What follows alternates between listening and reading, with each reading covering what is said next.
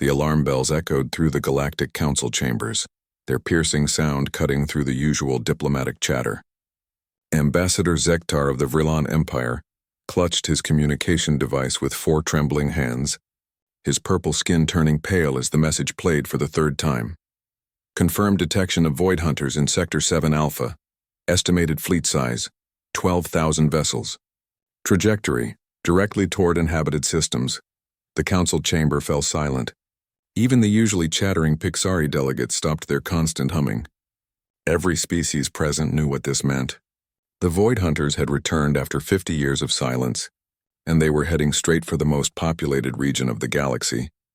Chancellor Morvac, the ancient leader of the council, rose slowly from his crystalline throne. His voice carried the weight of 1,000 years when he spoke. We have faced this enemy before. Our combined fleets number 8,000 ships. The mathematics are not in our favor. Around the circular chamber, representatives from dozens of species began arguing at once. The insectoid klaxons clicked their mandibles in distress. The gaseous ethereals flickered between dimensions in their panic. The robotic nexus units calculated survival probabilities that grew worse by the second. We must evacuate the outer colonies immediately, suggested Ambassador Yinth from the Aquarian Federation. Her blue tentacles writhed with anxiety as she spoke. Save who we can and retreat to the core worlds. Abandon 12 billion souls? Roared General Thok of the Ursinian military. His bear-like features twisted in disgust. Never! We fight with everything we have! The argument continued for hours. Some wanted to flee, others wanted to fight a hopeless battle. A few suggested surrendering and hoping the void hunters would show mercy, though everyone knew they had never shown mercy before. Then the chamber doors opened with a soft hiss.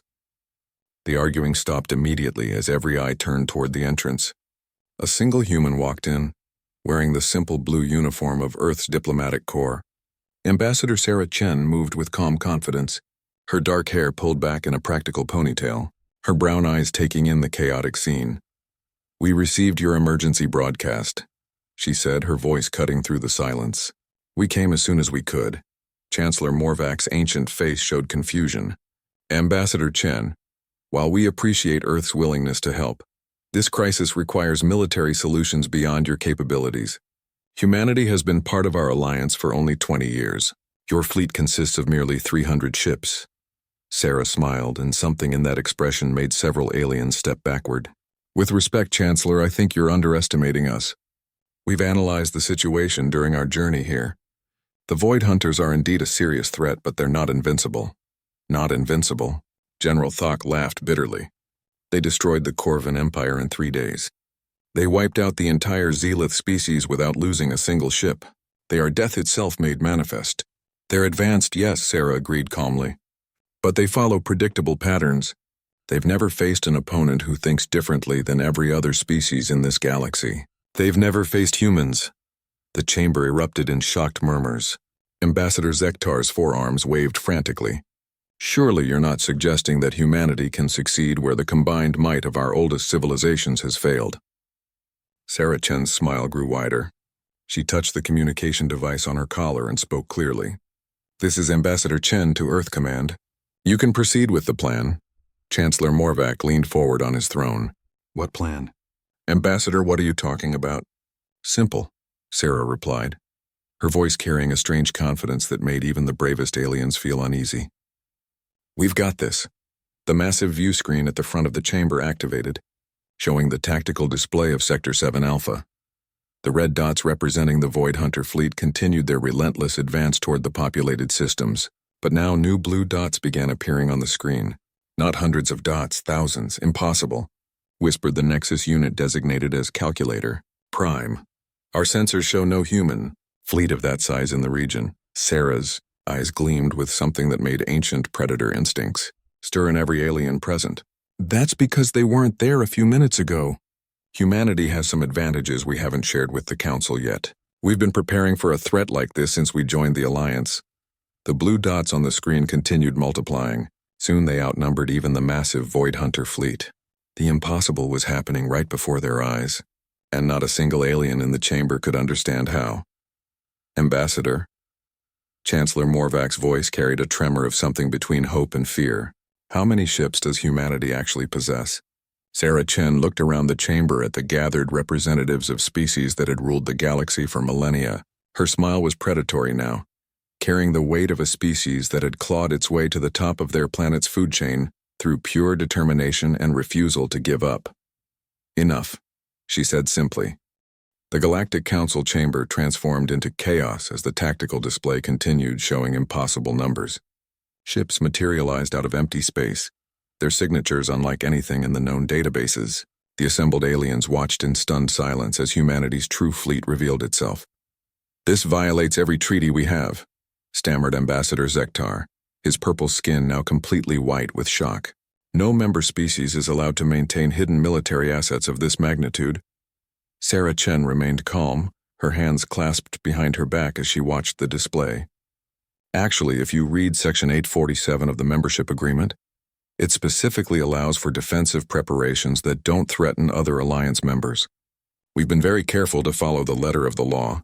General Thok's massive frame shook with rage. Hidden fleets, secret weapons, deceptive practices. This is exactly what we feared when humans joined the alliance. Your species cannot be trusted. Our species survived ice ages, plagues, world wars, and nuclear weapons pointed at ourselves, Sarah replied without turning around. Trust is something we earn through actions, not words. Judge us by what we do next. The view screen shifted to show close-up images of the human vessels. They looked nothing like traditional galactic ships. Where alien vessels were sleek and elegant, human ships appeared crude and functional. They were covered in armor plating, bristling with weapons and scarred from countless battles. "By the void," whispered Chancellor Morvac. "Those ships, they look like they've seen war before." "Continuous war," Sarah confirmed. "We've been fighting the Void Hunters for 15 years. You thought they disappeared 50 years ago, but they didn't. They found our colonies on the galaxy's edge and decided we looked like easy prey." The chamber fell deadly silent. Ambassador Yinth's tentacles curled in distress. 15 years? Why didn't you call for help? Why didn't you tell the council? Sarah finally turned around, and every alien in the chamber took an involuntary step backward. Her human eyes held something they had never seen before in any intelligent species. Not fear, not hatred, not even anger. It was something far more dangerous. Cold, calculating, absolute determination. "Because you would have told us to evacuate and retreat," she said simply. "That's what you always do when faced with a superior enemy. Run and hope they don't follow. But humans don't retreat when our families are threatened. We adapt, we learn, we become something the enemy never expected." The tactical display zoomed out to show the bigger picture. The human fleet wasn't just large. It was positioned with mathematical precision around the advancing Void Hunters. Every ship was exactly where it needed to be for maximum effectiveness. "Impossible tactical coordination," muttered Calculator Prime, the Nexus unit's optical sensors flickering rapidly. "Our best computers require hours to calculate formations this complex. How did you position so many ships so quickly?" "We didn't position them quickly," Sarah explained. "We've been moving them into place for 3 months. Ever since our deep space monitors detected the Void Hunter fleet beginning to stir. We've been tracking their movement patterns, learning their strategies, preparing for this exact moment." Chancellor Morvac leaned heavily on his throne. 3 months? You knew this attack was coming for 3 months and said nothing. "We said we had it handled," Sarah corrected. "The Void Hunters made one critical mistake. They assumed that because humans are new to the galactic stage, we must be weak. They assumed that because our technology appears primitive, we must be easy prey. They assumed that because we've only shown you 300 ships, that's all we have." The display showed new data streams flooding in from human vessels. Detailed scans of Void Hunter ships, their weapons, their shield frequencies, their formation patterns. Information that the Galactic Council had been trying to gather for centuries appeared on their screens in real time. "How do you have this data?" demanded General Thok. "Void Hunter ships are heavily shielded. Our best sensors can barely detect their basic configurations." Sarah's smile was sharp as a blade. "Because we've been inside their ships. We've captured their technology. We've interrogated their commanders. For 15 years, while you thought they were gone, we've been learning everything there is to know about them." Ambassador Zektar collapsed into his chair, his forearms trembling. "The colonies. The missing human settlements on the rim. We thought they were lost to natural disasters or equipment failures. They were lost to Void Hunters," Sarah confirmed. But each colony they destroyed taught us more about their tactics. Each captured human told us more about their weaknesses. They thought they were hunting us, but we were studying them. The chamber filled with nervous murmurs as the implications sank in. Humanity had been fighting a secret war for over a decade, learning and preparing while the rest of the galaxy remained ignorant. "So what happens now?" asked Chancellor Morvac, his ancient voice sounding suddenly frail. Sarah Chen looked back at the tactical display, where thousands of human ships moved with predatory grace toward the approaching Void Hunter fleet. "Now you get to see what happens when someone hunts the hunters. Now you learn why every predator on Earth eventually learned to fear humans." The blue dots on the screen began accelerating toward their targets, and every alien in the chamber felt a chill run through their beings. They were about to witness something unprecedented in galactic history. They were about to see humanity at war. The first contact between human and Void Hunter fleets happened in the empty space between two star systems. On the Council Chamber's main display, thousands of red and blue dots converged in what should have been a massacre. Every alien present held their breath, expecting to watch humanity's brave but doomed fleet disappear under the overwhelming firepower of their ancient enemy. Instead, something impossible happened. The Void Hunter formation, which had remained unchanged for 1,000 years, suddenly broke apart. Ships that had moved in perfect coordination for centuries began spinning out of control. Their weapons, which had never missed a target, fired wildly into empty space. "What's happening?" demanded General Thok, his bear-like face pressed against the display. "Why aren't they fighting properly?" Sarah Chen smiled grimly. "Because they can't see our ships. 15 years of studying their sensors taught us exactly what frequencies they use. We've been broadcasting false signals, making them think we're everywhere and nowhere at the same time." The display zoomed in to show individual battles. Human ships appeared and disappeared like ghosts, striking from impossible angles before vanishing again. The Void Hunters, who had terrorized the galaxy for millennia, flailed helplessly as their enemies attacked from every direction at once. "Impossible," shrieked Calculator Prime. "No species has ever developed stealth technology that advanced. Our own cloaking devices are centuries ahead of human science." "Your cloaking devices hide you from your own sensors," Sarah pointed out. "We built ours specifically to hide from theirs. Sometimes being primitive has advantages. We didn't waste time making our technology impressive. We made it effective." Ambassador Yinth's tentacles writhed in confusion. "But their shields, Void Hunter shields, have never been penetrated by any known weapon. How are your ships damaging them?" On the screen, human projectiles tore through Void Hunter defenses like they weren't there. Massive enemy ships that had withstood the combined firepower of entire galactic fleets crumbled under sustained human assault. "We don't use energy weapons like you do," Sarah explained. "Energy can be deflected, absorbed, or redirected. But a chunk of metal moving at 90% of light speed doesn't care about shields. Physics always wins." The aliens watched in stunned silence as the legendary Void Hunter fleet began falling apart. Ships that had been symbols of unstoppable destruction for centuries were being systematically destroyed by an enemy they couldn't properly see or fight. But then the display showed something that made every heart in the chamber skip a beat. The Void Hunters were adapting. Their ships began linking together, sharing sensor data, creating overlapping fields of fire that filled space with deadly energy. "There," whispered Ambassador Zektar. "They're learning. Soon they'll figure out your tricks, and then they'll face our real fleet," Sarah interrupted calmly. Every alien head turned toward her in shock. "Real fleet?" Chancellor Morvac's voice cracked. "You mean those thousands of ships aren't your main force?" "Those are our scouts," Sarah said matter-of-factly. "Fast, lightly armed vessels designed to gather final intelligence and confirm our battle plans. Our actual combat fleet is much larger." The tactical display suddenly exploded with new contacts. If the aliens thought they had seen everything, they were wrong. Ships began dropping out of hyperspace in formations so large they darkened entire sections of the star map. Not thousands of ships this time, tens of thousands. "By the eternal void," breathed General Thok. "How many ships does humanity possess?" "All of them," Sarah replied simply. "Every shipyard, every manufacturing center, every resource in human space has been building warships for 15 years. Our entire civilization has been preparing for this moment." The new human ships were different from the scouts.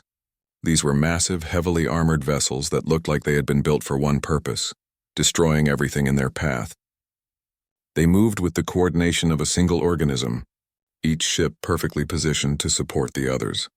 On the screen, the Void Hunter fleet, which had seemed so massive and threatening just minutes before, suddenly looked small and vulnerable. They were completely surrounded by human forces that outnumbered them 10 to 1. "This is impossible," stammered Calculator Prime. "No species could hide an industrial capacity this large. Our economic models would have detected the resource drain." "Your models assumed we were building ships the way you build ships," Sarah pointed out. "Expensive, elegant, designed to last centuries. We built ours fast, cheap, and deadly. Quantity has a quality all its own." The battle reached a new level of intensity as the main human fleet engaged. The space around the Void Hunter formation filled with weapons fire unlike anything the galaxy had ever seen. Instead of precise energy beams and guided missiles, humans used overwhelming volleys of kinetic projectiles that turned entire regions of space into death zones. "They're not fighting like any civilized species," observed Ambassador Yinth, her voice filled with a mixture of horror and fascination. "It's like watching a natural disaster made intelligent." "We learned from Earth's greatest teachers," Sarah said quietly. "Hurricanes don't negotiate. Earthquakes don't show mercy. Tsunamis don't take prisoners. Sometimes the most effective strategy is to simply become an unstoppable force of nature." The Void Hunter fleet tried to retreat, but they found their escape routes blocked by human ships that had been positioned hours in advance. They tried to fight, but their weapons were designed for dueling with individual opponents, not for dealing with swarms of attackers that came from every direction. For the first time in galactic history, the Void Hunters were experiencing what their victims had felt for centuries. They were helpless, outmatched, and completely at the mercy of an enemy that showed none. The ancient predators of the galaxy were learning what it meant to be prey. The tide of battle turned so quickly that the watching aliens could barely process what they were seeing. The Void Hunter fleet, which had entered the system with the confidence of apex predators, now fought with the desperation of cornered animals. Their perfect formations had dissolved into chaotic clusters of ships trying to protect each other while human forces picked them apart piece by piece. "They're trying to send a distress signal," reported Calculator Prime, his optical sensors tracking communication attempts from the Void Hunter flagship, attempting to contact their home fleet for reinforcements. Sarah Chen's expression didn't change. "They won't get through. We've been jamming their long-range communications since before the battle started. As far as the rest of the Void Hunter Empire knows, this fleet is still advancing toward your colonies." Chancellor Morvac gripped the arms of his crystalline throne. "You're isolating them completely. No retreat, no reinforcements, no communication with their command structure." "Standard human military doctrine," Sarah confirmed. "When fighting a superior enemy, you don't give them a fair fight. You stack every advantage in your favor and overwhelm them before they can respond." On the display, the largest Void Hunter vessel began changing color, its dark hull glowing with ominous red energy. Several aliens gasped in recognition and terror.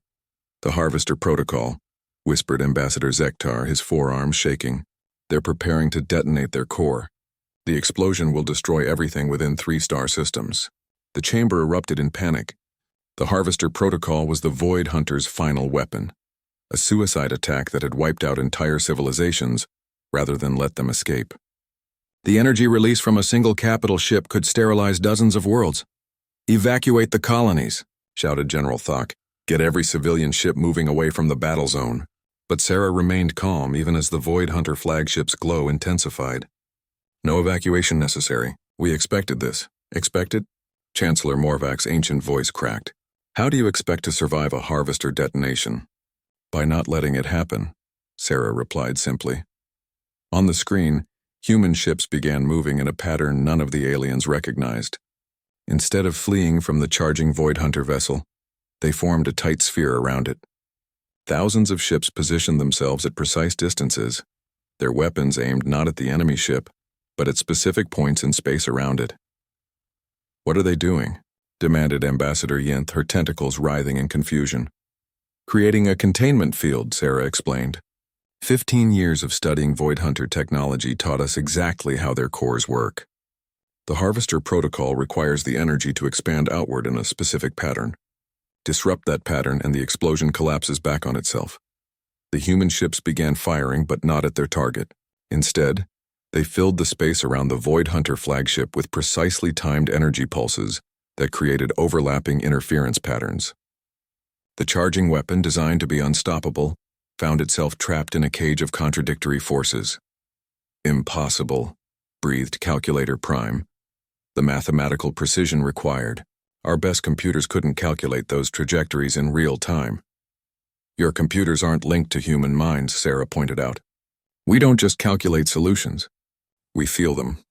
Every ship in that formation is controlled by a human pilot who understands exactly what they need to do.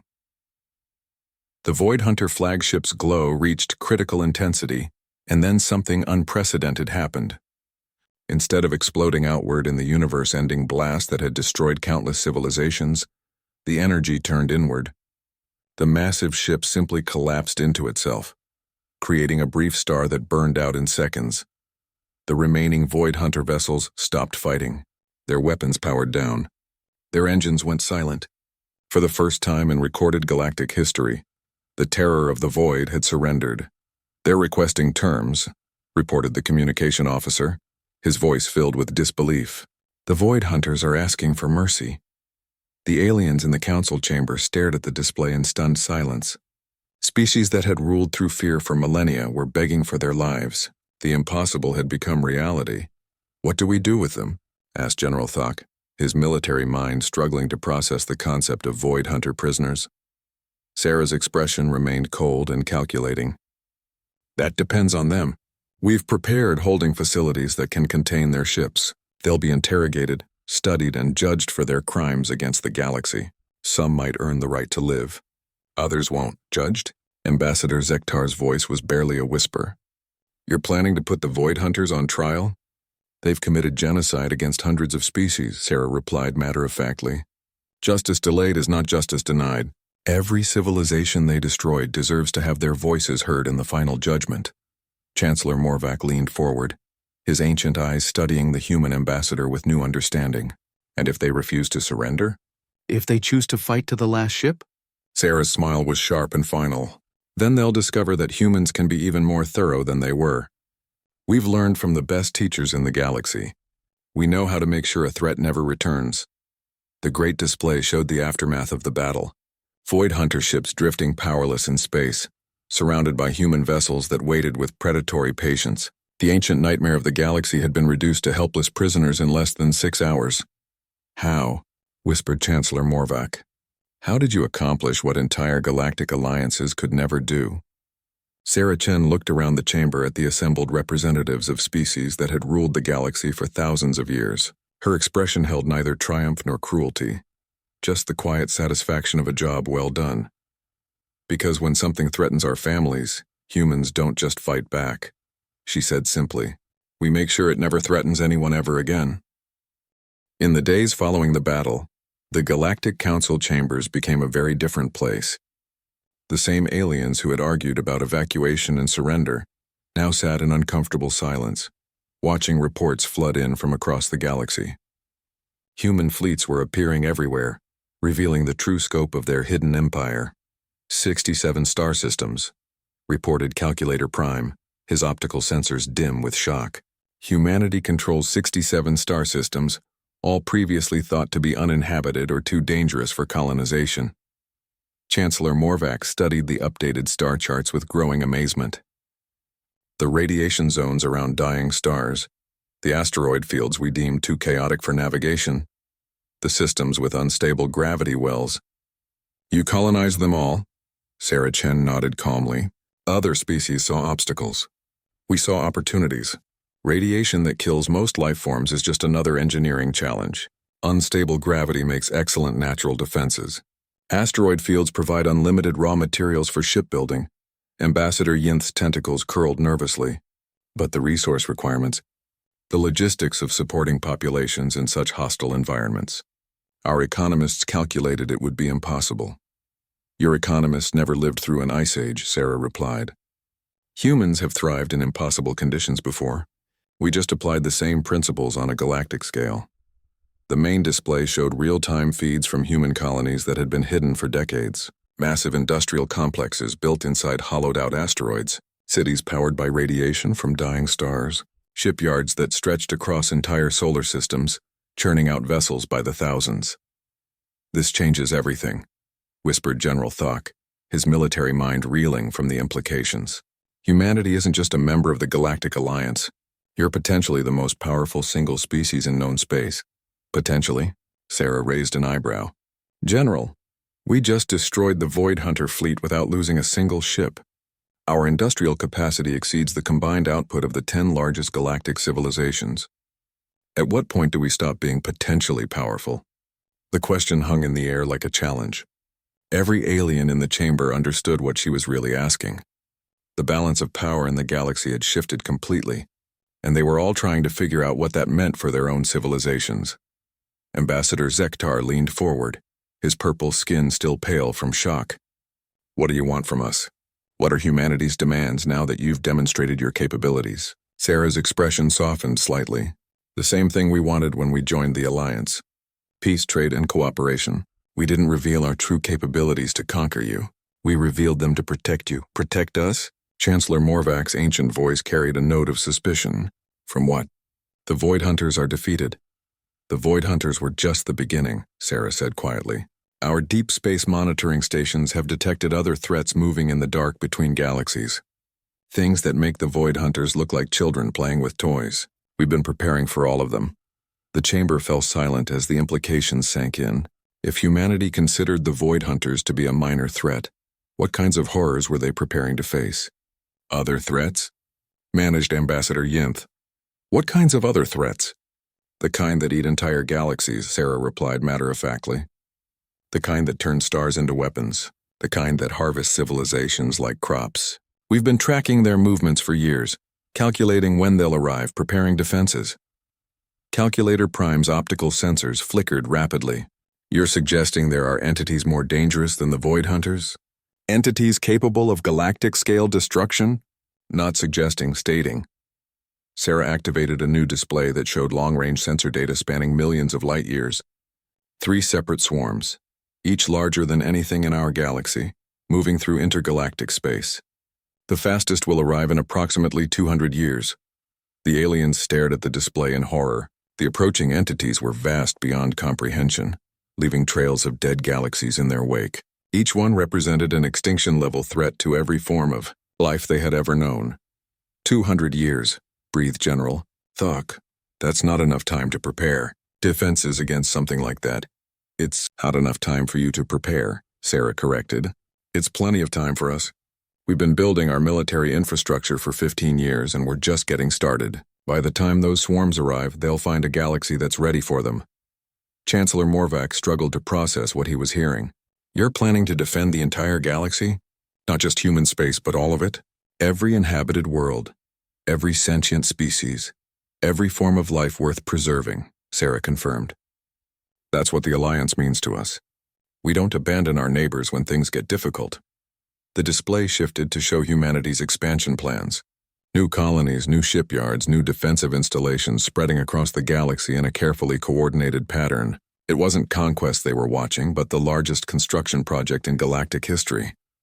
"The resources required?" stammered Ambassador Zektar. "The coordination, the logistics? It's impossible. Impossible for any one species," Sarah agreed. "But not impossible for an alliance. We're not planning to do this alone. We want every member civilization to contribute according to their abilities. Your knowledge, our infrastructure, your experience, our determination." General Thok leaned back in his chair, his military mind racing through the possibilities. "You're not just offering to defend the galaxy. You're asking us to help you transform it into a fortress. The biggest fortress in galactic history," Sarah confirmed. "One that will stand against anything the universe throws at us. But only if we work together. Only if every species contributes to something larger than themselves." Ambassador Yinth's tentacles stopped writhing as understanding dawned. "This is why you hid your capabilities. You needed us to see the threat first to understand what was coming before you revealed the solution." Sarah nodded. "If we had shown our true strength from the beginning, you would have seen us as conquerors. Now you know we're protectors. The choice is yours. Stand with us and help build something unprecedented, or face the coming darkness alone." The chamber filled with nervous energy as representatives began whispering among themselves. The offer was unprecedented in galactic history.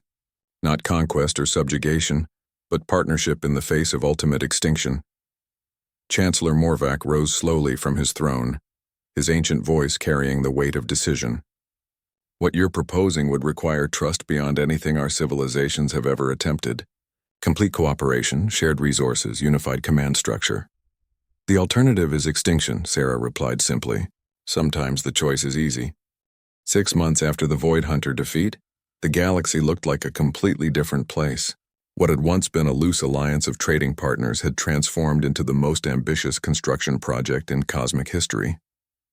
Every inhabited system buzzed with activity, as species that had barely cooperated before now worked together with desperate urgency. Sarah Chen stood on the observation deck of Fortress Prime, humanity's newest and largest space station. Through the transparent aluminum windows, she watched Vrelon engineers working alongside human technicians to install quantum shield generators. In the distance, Klaxon mining ships assisted by Aquarian deep space tugs hauled massive asteroids toward the construction zone. The efficiency ratings exceed all projections, reported Dr. Marcus Webb, humanity's chief coordinator for the Galactic Defense Project. When you give people a clear enemy and a workable plan, they can accomplish miracles, Sarah nodded, watching a group of ethereal entities phase shift through solid matter to install internal components that would have taken other species weeks to position. Fear is a powerful motivator, but hope is even stronger.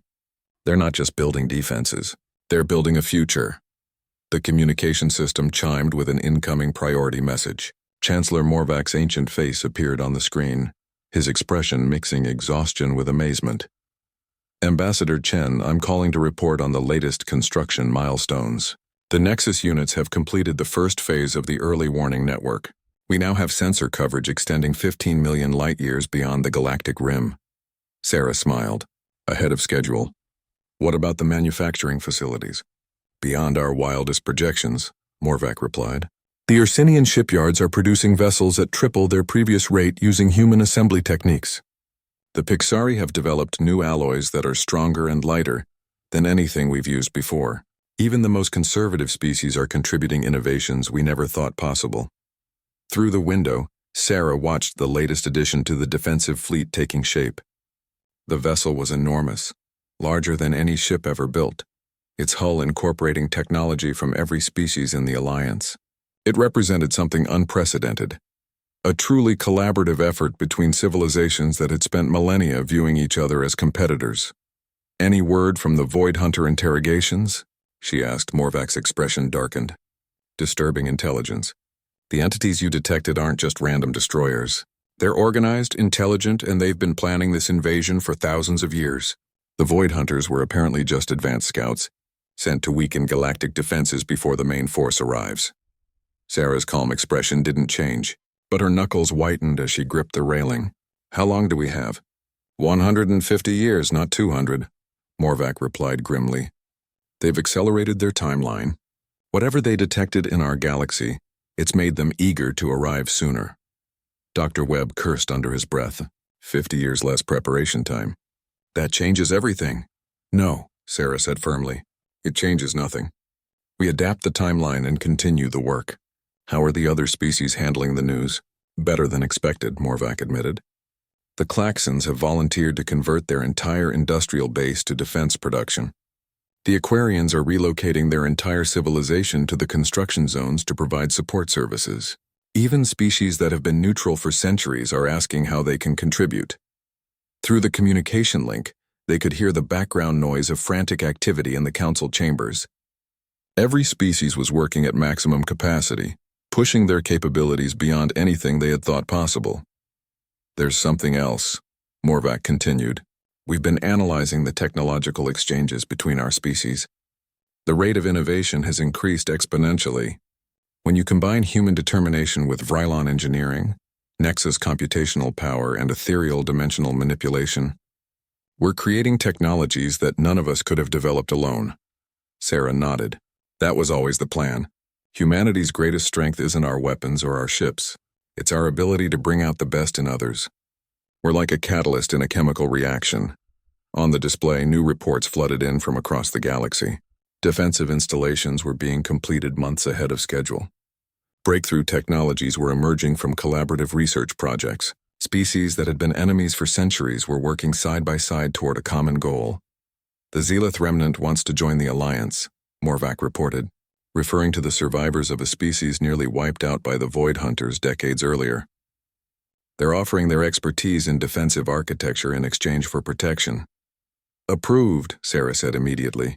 Anyone willing to stand against the darkness has a place in this alliance. Dr. Webb studied the latest construction reports. At this rate, we'll have the primary defense grid completed in 80 years. The fortress worlds will be operational in 90. The mobile fleet will reach full strength in 100. Not good enough, Sarah replied. We need everything operational in 75 years. That gives us time to test systems, train crews, and prepare for contingencies. The resource requirements, Webb started to protest. Will be met, Sarah interrupted. I'm authorizing the activation of the reserve colonies. Every human settlement, no matter how remote or dangerous, gets converted to military production. We're going to show this galaxy what total war mobilization looks like. Morvac's ancient eyes widened. Reserve colonies? How many more hidden settlements do humans possess? Sarah's smile was sharp as a blade. Enough. We've been preparing for this conversation since we first looked up at the stars and wondered what was looking back. Every asteroid belt, every dead system, every supposedly uninhabitable world where we could build something useful. Through the window, they watched as another massive construction ship arrived, its cargo holds filled with components from human facilities that had been hidden for decades. The galaxy's defensive network was growing stronger by the day, but it was humanity's secret infrastructure that made it all possible. The other species are starting to realize something, Morvac observed. When this crisis is over, when the invaders are defeated, humanity will be the dominant force in galactic civilization. Some are beginning to worry about what comes after. Sarah turned from the window to face the communication screen directly. What comes after is a galaxy where no one has to live in fear, where species work together instead of competing, where the strong protect the weak instead of exploiting them. That's what we're really building here. Her words carried the weight of absolute conviction, and Morvac found himself believing them despite decades of diplomatic cynicism. The future you're describing, he said quietly, it would be unlike anything in galactic history. Good, Sarah replied. History is written by those who refuse to accept that things have to stay the same. We're not just defending the galaxy, we're changing it. 75 years later, the galaxy had become unrecognizable. What had once been a collection of separate civilizations barely tolerating each other was now a unified fortress spanning millions of star systems. Every world contributed to the defense network. Every species had found their role in the greatest military machine ever conceived. Sarah Chen, now elderly but still sharp, stood in the command center of the Galactic Defense Coordination Hub. Around her, representatives from every Alliance species worked at stations that monitored the vast network of sensors, weapons, and defensive installations they had built together. Contact in 17 hours, reported Admiral Torres, Sarah's successor as humanity's military coordinator. All three swarms are approaching from different vectors just as predicted. Through the massive viewing wall, they could see the approaching threat. Each swarm stretched across light years of space, containing millions of vessels that defied easy description. They moved like living organisms, shifting and flowing around obstacles, consuming everything in their path. Final numbers? Sarah asked quietly. 47 million enemy vessels across all three swarms, replied Calculator Prime, his optical sensors now enhanced with technology from every allied species. They outweigh our defensive fleet by approximately 6-1. The command center fell silent. Despite 75 years of preparation, despite building the largest military force in galactic history, they were still dramatically outnumbered by the approaching invaders. Scared? Asked General Thok, his now ancient frame supported by mobility assistance, but his warrior spirit still burning bright. Sarah smiled. The same predatory expression that had unsettled aliens decades earlier. Terrified, but not of losing. I'm scared we might have made this too easy. Her confidence was infectious. Around the command center, beings from dozens of species straightened their shoulders and returned to their tasks with renewed determination. They had learned over the decades of preparation to trust human instincts about warfare. All defensive platforms report ready, announced Ambassador Yinth, her tentacles now silver with age but still steady at her controls. The fortress worlds are sealed and armed. The mobile fleet is in position. Deep space mines are active, added a Klaxon representative, his mandibles clicking with satisfaction. Any ship trying to pass through our outer perimeter will face concentrated fire from installations they can't see or detect. Sarah nodded and opened the communication channel that connected her to every commander in the defensive network. Millions of beings across thousands of star systems turned their attention to her words. This is Ambassador Chen, to all allied forces. Today we face an enemy that has destroyed entire galaxies. They expect to find scattered civilizations too weak and divided to resist them. Instead, they're going to discover what happens when the galaxy itself decides to fight back. On screens throughout the command center, the enemy swarms entered the outer detection grid. Immediately, space erupted in patterns of destruction that defied comprehension. Hidden weapons platforms revealed themselves by firing planet-killing beams. Gravity wells activated to trap enemy ships in crushing fields. Entire star systems that had been secretly converted into weapons discharged their fury at the invaders. Direct hits across all vectors, reported Admiral Torres, his voice tight with concentration. Enemy casualties are heavy, but they're adapting faster than projected. The aliens in the command center watched in awe as their carefully planned defenses carved massive holes in the enemy formations. Ships that had seemed unstoppable simply ceased to exist under the coordinated fire of the Galactic Defense Network. But the invaders were learning. They began shifting their formations, spreading out to minimize losses, concentrating their firepower on the most dangerous defensive installations. They're targeting the fortress worlds, warned Calculator Prime, attempting to overwhelm our strongest positions with massed assault. Sarah's expression didn't change. Let them come. Those worlds have been waiting 75 years for this moment.